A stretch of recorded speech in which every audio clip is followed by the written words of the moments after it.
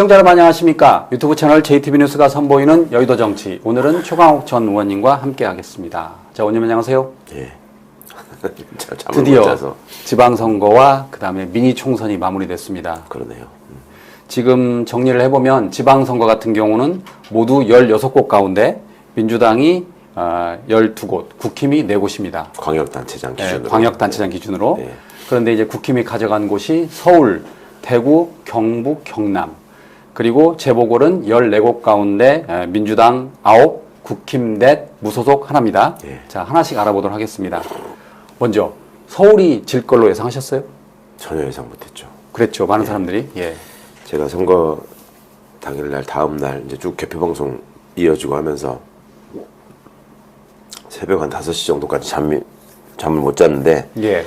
경남이 생각보다 저는 이제 그 김경수 후보에 대한 지지가 많은 동부 경남 도시 쪽의 표가 늦게 개표가 되고 있었기 때문에 예. 그게 열리면 그러니까 뭐 김해, 양산 또 창원 이런 쪽들의 표가 열리면은 그 역전할 거라고 예상을 했었는데 그게 의외로 안 좁혀지길래 왜 이러지 좀 저는 계속 보고 있다가 새벽 4시 이렇게 넘어가니까 지금 서울이 정원 후보가 앞서가고는 있는데 송파 쪽이 개표가 부진해가지고 예. 당시에 뭐 한 3분의 1도 열리지가 않아가지고 여기서 어떻게 되느냐에 따라서 이게 뒤집힐 수도 있다. 그런 얘기가 나와서 조금 그래도 뭐 그게 뒤집히겠어. 그리고 이제 사전투표에서 워낙 정원 후보가 압도를 했기 때문에 예. 본투표로 그걸 뒤집기가 쉽지 않을 거라고 생각했는데 아니 아침부터 하도 전화기가 울려서 봤더니 서울시장이 오세훈이라고 나오는 거예요. 너무 예. 기가 막히더라고. 그래서 제일 놀랬습니다. 예. 무엇보다 충격적인 게 사상 초유로 투표용지가 부족했다는 사태가 벌어졌잖아요. 그렇죠. 말도 안 되는 이거는 거죠. 명백한 상관이 잘못 아닙니까? 그럼요. 예. 말도 안 되는 일이 벌어졌습니다. 정말. 모든 국가기관은 국민의 신성한 참정권 행사 과정에 조금의 빈틈이 없도록 만반의 준비를 다 해야 될 책무가 있습니다. 그런데 아쉽게도 어제 서울 일부 지역에서 투표용지 부족으로 주민들이 큰 혼란과 불편을 겪으셨다고 합니다. 민주공화국에서 무엇보다 철저해야 될 선거관리에 납득하기 쉽지 않은 허점이 발생한 점에 대해 매우 큰 유감을 표합니다. 관계기관은 행정부가 가진 권한과 책임을 모두 사용해서 문제 발생 이유를 명확하게 밝히고 또 책임질 것이 있다면 명확하게 책임을 물어야 되겠습니다. 아울러 국민의 참정권이 한치라도 훼손되는 일이 다시는 발생하지 않도록 신뢰할 만한 적절한 대책을 조속하게 마련해 주기 바랍니다.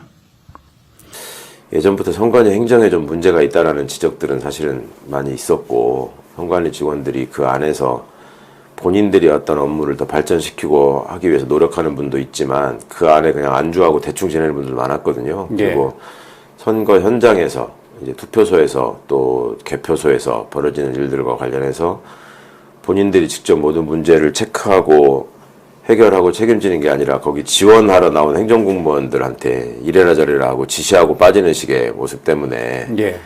선거 사무에 종사했던 분들이 되게 좀 속상해하는 경우가 종종 있었는데 이번에 마치 이제 그런 안일한 인식, 그 다음에 치밀하지 못한 행정 이런 것들이 이런 결과물을 낳지 않나 해서 굉장히 아쉽고 또 다른 뭔가를 떠나서 지난 내란 사태와 그 이후에 진행 과정에서 내란 세력이 제일 먼저 앞장 세웠던 게 소위 부정선거, 부정투표 의혹과 관련해서 선관위를 믿지 못한다 이런 거였잖아요. 그렇죠. 근데 이번에 그러면 더더욱 빌미를 다시 한번 준 거예요. 글쎄 말입니다. 예. 더더욱 경각심을 갖고 잘 준비해야 되는 게 너무 당연한 건데 예.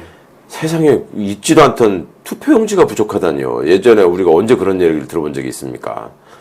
참 너무 기가 막힌 일이 일어났네요. 예. 그러니까 예측을 잘못한 건데 아니 그래도 그렇지 아낄 게 따로 있지 그 종이를 아껴가지고 대한민국을 이렇게 그러니까 해명이 또 어이가 없어서 많은 분들이 기가 막히셨죠. 예. 그 투표율이 그렇게 높지 않을 줄 알았다. 예. 뭐 이런 식의 얘기를 한다는 게 참 진짜 어이가 없습니다. 아니 결국 투표용지만 미리 다 준비했으면 아무런 문제가 없지 않습니까? 그렇죠. 근데 그 종이를 아끼려고 이렇게 했다는 게 저는 이해가 안 됩니다. 지금. 그러니까 그거를 나름대로 어느 정도 예측을 해서 행정 낭비를 줄인다고 하더라도 그간의 최고 득표율 같은 게 계산해보면 요즘 AI가 이렇게 다 저기 하는 시대에 예.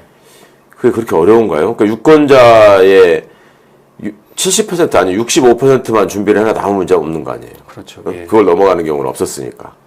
근데 그거를 못하다니 참 기가 막히네. 선거가 끝나면 매번 나오는 이야기가 유권자의 준엄한 심판을 달게 받겠다 그런 말이잖아요. 예.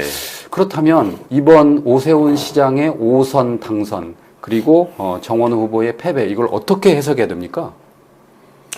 그러게요. 저는 우리 사회가 좀 뭐랄까 이렇게 자본주의가 발전되고 진행되는 과정에서 또 민주주의가 정착돼가는 과정에서 우리 공동체가 함께 지키고 가꿔내야 할 가치에 대한 건강한 토론보다 이해관계를 둘러싸고 딱 양극화돼서 갈라진 모습. 예. 그러니까 공동체를 위한 바람직한 토론보다는 내 개인을 위한 이해관계에 훨씬 더 집중하는 그런 모습이 드러난 결과가 아닌가. 결국 뭐 이제 이유로 드는 게 부동산 값, 부동산, 세금 이걸 걱정했다. 서울에 있는 사람들이. 그러니까 아무래도 보면은 강남 그쪽에서 막 그 7만 표, 8만 표 넘게 진 걸 보면 부동산 영향이다 그런 지적이 나오잖아요. 항상 서울시장의 선거 구도가 그래 왔거든요. 소위 예. 강남 3구라는 곳에서 몰표가 나와가지고 다른 모든 곳에서 민주진영의 후보가 이기더라도 거기에서의 표차를 극복하지 못하고 지는 경우가 많았죠. 계속 지금 예. 이어지고 있습니다. 예. 그런데 거기에 덧붙여가지고 이제 인구 구조나 이런 변화가 또 많이 있죠. 그러니까 젊은 사람들은 집값을 감당하지 못해서 다 서울 외곽에 경기도로 빠지고 서울에 남아있는 사람들은 고령화돼 있거나 아니면은 고가의 아파트를 소유하고 있는 자산가들 예. 이렇게 남아있는 경우가 계속 지금 늘어나고 있어서 그것이 유권자 지형에도 좀 영향을 미치고 있다라는 얘기들을 선거 전에부터 했었는데 그래도 내란이 벌어진 현장에서 있는 수도 서울의 시민들이 그런 선택을 할 것인가 하는 걱정을 했고 또 최근 들어서 그 서대문 고가차도 붕괴나 그다음에 삼성역 철근 문제나 철근 누락. 예. 그냥 시민들의 안전보다는 자기의 어떤 자리 보전이나 이익에만 급급한 시장을 포함한 공무원들의 모습을 너무 우리가 적나라하게 봤잖아요. 그래서 그거에 대한 명확한 심판이 있을 줄 알았는데 되게 충격적입니다. 이렇게 되면은 내 아파트 값만 지킬 수 있고 세금만 어떻게든 덜 낼 수 있으면 뭐 고가도로가 무너지든 지하철이 붕괴되든 나만 거기 없으면 된다 이런 생각 극단적으로 말하면 그런 얘기를 해도 지금 그런 비판을 받아도 할 말이 없는 상황이 서울에서 벌어진다는 게 저로서는 참 참담하네요. 그리고 오세훈 씨는 지난번 선거 때 그 부정한 여론조사나 이런 거 관련해서 지금 기소돼 있는 사람이잖아요. 예.